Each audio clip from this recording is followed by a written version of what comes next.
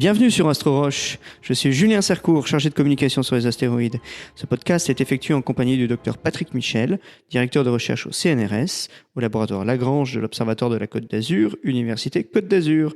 Patrick est également l'auteur du livre « À la rencontre des astéroïdes » chez Odile Jacob. Ce podcast est dédié aux astéroïdes, à leur importance scientifique et aux moyens de se protéger du risque d'impact, autrement appelé la défense planétaire. Nous poursuivons avec ce 4e podcast notre série sur l'astéroïde Apophis, toujours en compagnie de Dr Patrick Michel. Dans le précédent épisode, nous avons abordé ce que représente, en termes d'opportunité, le passage d'Apophis au plus près de la Terre. Dans ce 4e épisode, ma question, Patrick, est la suivante. Y a-t-il des projets spatiaux qui visent à rendre visite à Apophis avant et pendant son passage au plus près de la Terre ? Oui, alors effectivement, le vendredi 13 avril 2029, Apophis passe très près de la Terre et il y a plusieurs projets qui sont à l'étude, mais pour rester bref, je vais vous parler d'un projet qui me semble prioritaire à l'Agence spatiale européenne, qui s'appelle le projet Ramsès, qui est en fait un projet qui a pour but de lancer une mission en 2028, elle partirait en avril 2028, pour arriver sur Apophis à la fin février 2029, afin de pouvoir étudier cet objet au moins un mois avant son passage le plus près de la Terre, en mesurer ses propriétés, puis le suivre pendant son passage pour voir comment ses propriétés sont modifiées par les forces de marée terrestre. Alors évidemment, 2028, c'est demain dans le spatial, c'est à peine dans 4 ans. Donc il faut que ce projet puisse être développé rapidement. Alors pourquoi ce projet Ramsès a un sens ?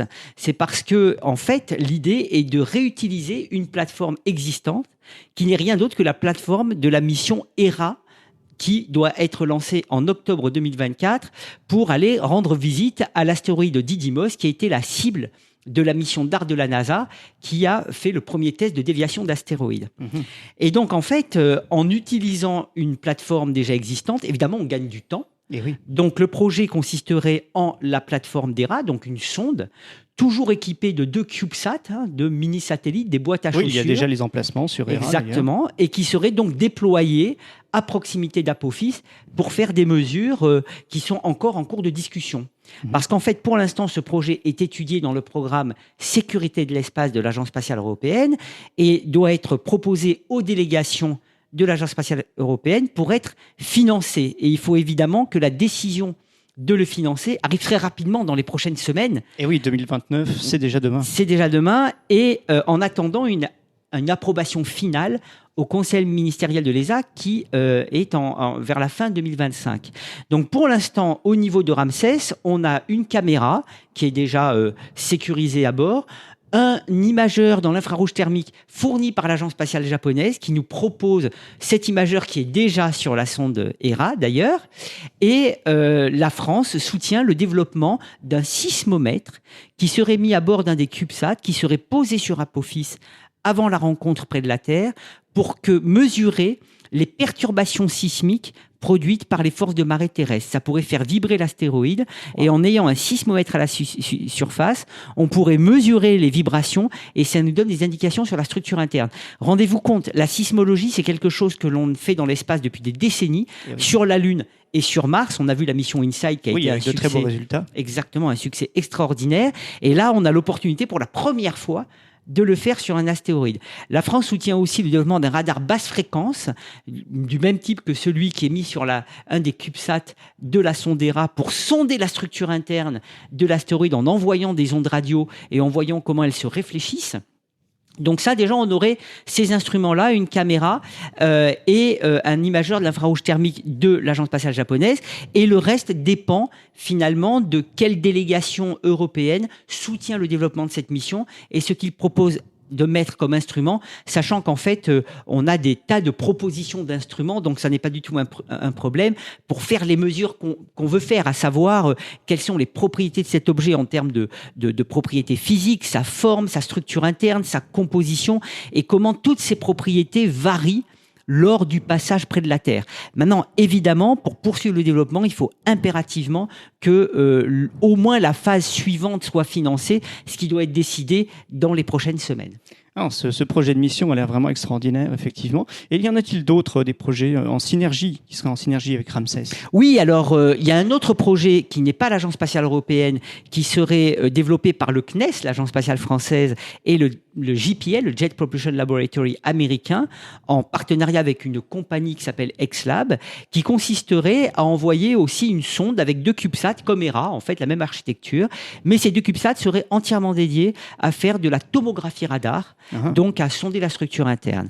Donc ça serait le même principe, arriver avant le passage d'Apophis près de la Terre et faire les mesures du changement de ses propriétés pendant le passage, mais la véritable synergie viendra avec la mission Osiris-Apex. Alors, qu'est-ce qu'Osiris-Apex? Eh bien, en fait, c'est la sonde Osiris-Rex, souvenez-vous, qui a récolté des échantillons de l'astéroïde Bennu, qui les a ramenés sur Terre en septembre 2023. Elle a déployé la capsule contenant les échantillons dans l'atmosphère, mais la sonde elle-même est repartie. Elle a pris le nom d'Osiris-Apex pour Apophis Explorer, explorateur d'Apophis. Mais les lois de la mécanique céleste sont telles qu'elle n'arrivera pas avant le passage d'Apophis près de la Terre, elle arrivera 1 mois après. Alors avec les instruments qu'elle a, qui sont magnifiques, elle nous donnera des informations sur les propriétés d'Apophis sur le long terme, absolument fantastique. Et d'ailleurs, il y aura peut-être des changements qui se produiront sur le long terme parce que on est en microgravité. L'Apophis est tout petit, l'attraction de surface est faible. Donc, tous les changements qui vont être subis pendant la rencontre peuvent encore évoluer pendant un certain temps. Donc, Apex va nous permettre de voir ça. Mais la synergie avec Ramsès, ça sera que Ramsès va fournir les données pré-rencontre et pendant la rencontre qu'on pourra comparer avec celles fournies par Apex bien après la rencontre. Sachant en plus que la NASA propose de nous fournir une caméra qui est encore restée au sol, qui est la même que celle à bord d'Apex. Et donc, on aurait 2 caméras à bord de Ramsès, les mêmes, une identiques. caméra fournie par l'Europe et une autre qui serait la même que sur Apex, qui permettrait d'avoir une comparaison absolument directe des images fournies par Apex et des images fournies par Ramsès.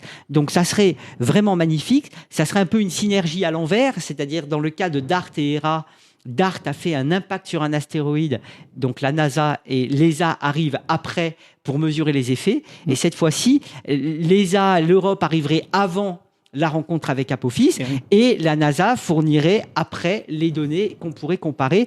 Tout ça dans un état d'esprit de coopération internationale qui est essentiel dans le cadre de la défense planétaire, sachant que comprendre aussi comment les forces externes agissent sur un astéroïde, c'est de la science. On a besoin de comprendre ça. Les missions passées nous ont montré à quel point leur comportement est contre-intuitif du fait de leur environnement très différent de celui de la Terre et qu'il est impératif de les toucher de quelque manière pour vraiment les comprendre. Là, on n'a même pas besoin de les toucher. La nature fait le job pour nous et on aurait une mission magnifique qui, en plus, enverrait directement des images de l'astéroïde prises depuis celui-ci au public, qui verrait à l'œil nu sa lumière depuis la Terre. Donc ça serait quelque chose qui resterait dans la mémoire collective, un petit peu comme quand les astronautes sont arrivés sur la Lune, qu'on le voyait à la télé et qu'en même temps on voyait la Lune dans le ciel. C'est vraiment des moments incroyables. Donc il y a un aspect défense planétaire, un aspect scientifique et un aspect inspiration du public. La publicité pour les agences spatiales qui seront sur place au moment où 2 milliards de personnes verront la lumière à l'œil nu est une publicité qui vaut bien plus que celle d'une publicité au moment du Super Bowl américain. Et oui, en effet. Merci. On a bien compris que les délégations de l'ESA, Patrick, doivent impérativement soutenir le développement de Ramsès. Absolument. Il ne faut pas que cette opportunité unique et extraordinaire nous échappe. Et ça dépend uniquement de ce financement.